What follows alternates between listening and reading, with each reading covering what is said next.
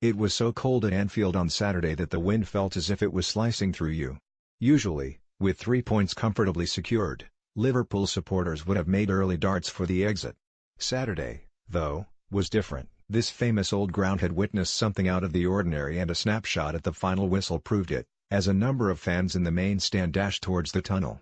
Mobile phones were at the ready to capture the moment for posterity. Mohamed Salah had produced an eye-was-there performance. The Egyptian's balletic grace and assassin's touch left mouths open, had his manager and teammates reaching for superlatives, and ensured the club's statistician spent the second half with his head buried in history books. These kind of displays do not come along very often.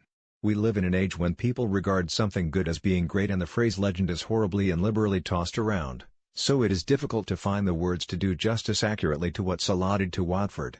But, be under no illusion, this guaranteed him entry to Anfield's pantheon, comparable with John Barnes, against Queen's Park Rangers, October 1987, Steven Gerrard, Olympiacos, December 2004, Robbie Fowler, Fulham, September 1993, and Luis Suarez, Norwich, December 2013. Older generations would include Ian Rush, Luton, October 1983, and, further back, Roger Hunt, whose fourth goal in a 6-1 thrashing of Stoke City on Boxing Day in 1963 prompted the Kop, according to reports, to improvise the Beatles and sing, "We Love You, Yeah, Yeah, Yeah."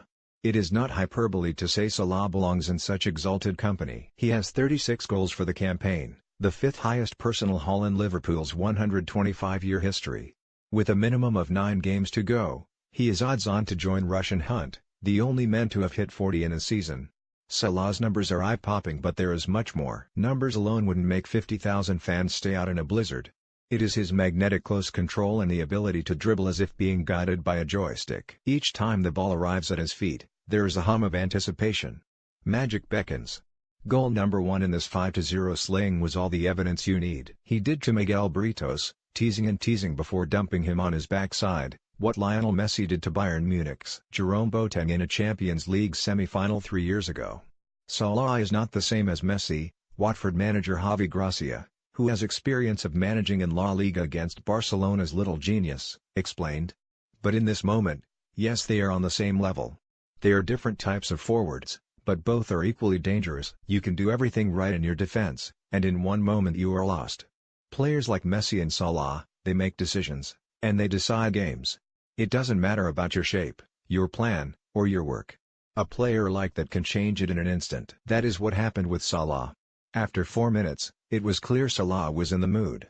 He had already gone close before scoring, then followed with a free kick and a corner that could have brought goals, too. His second, superbly created by Andrew Robertson, was clinical, but the hat-trick strike brought the fantasy. It was beautiful mayhem. There were 5 yellow shirts swarming around him like angry wasps, but with a deft touch and a shift of the hips he sent Britos, Sebastian Prodl and Adrian Mariappa sliding one way and then the other before threading his finish past Orestes Karnazes. "He has been unbelievable," said Jordan Henderson, the Liverpool captain. "Absolutely unbelievable. He is doing it every week, without fail. We all signed his ball after the game. I just kept it simple and wrote, 'Well done, superstar.' For that is what Salah is becoming. If Liverpool have any sense, they will be working on improving his £90,000 a week wages, putting together the kind of package that will keep him on Merseyside and reflect the trajectory his career is taking. It would be madness if they are not. Liverpool need to keep this icon and, more than anything, he needs to lead the club into a period that sees them winning trophies again. They are on the cusp of becoming one of Europe's finest sides, and their front three, alongside Roberto Firmino and Sadio Mane, is as good as anything around the continent. Mode is the hardest part of the game, which is putting the ball away," said Henderson. "If we work as hard as we can, Mo, or even Sadio and Bobby, are going to finish it. We had that with Luis. When you walk out, there are so many goals there for you. It's a brilliant feeling." As always, manager Jurgen Klopp refused to go overboard in his praise and smiled wryly when revealing that Salah had only equaled a feat that he had himself accomplished playing for Mainz against Rot-Weiss Erfurt in a German second division game in August 1991. "There were a few nice goals," he said. "But I didn't take the match ball. They only had one." Klopp did, though, recognize that, in Salah, Liverpool have someone special. "We will not treat him like, 'You don't have to train, Mo, just come on Saturday and we'll see you at Anfield,'" said Klopp. He doesn't want that. He's in the moment of his career, but he knows there is a lot for him to come. He wants to learn. He wants to improve. And, ominously for Liverpool's opponents, that means there could be more days like these.